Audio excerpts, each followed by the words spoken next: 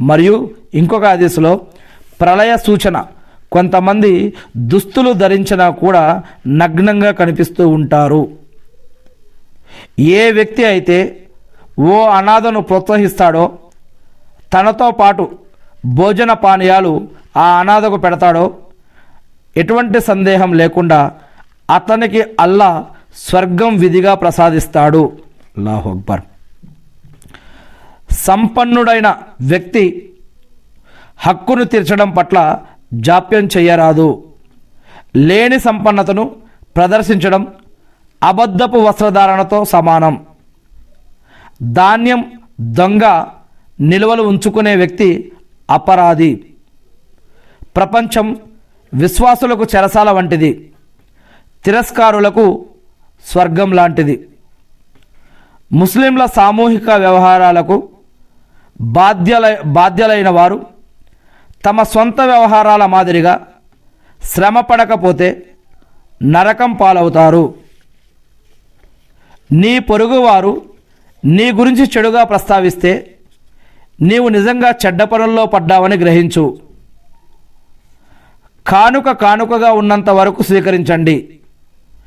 అది లంచంగా పరిణమిస్తే అలాంటి ప్రమాదం ఉంటే స్వీకరించకండి.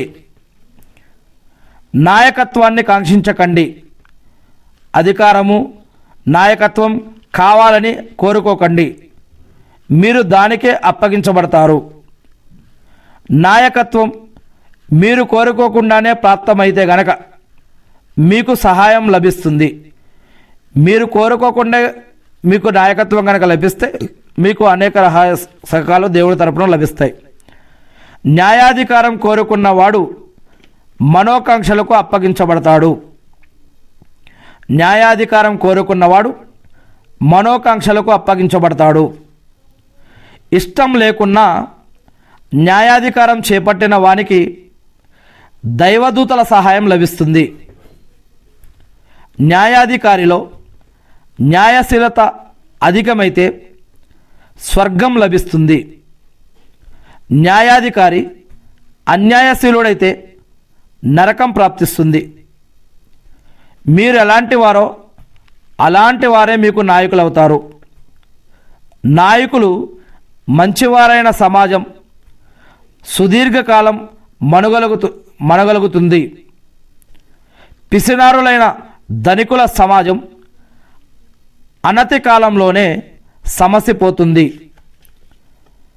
వ్యవహారాలు అంతఃపుర స్త్రీల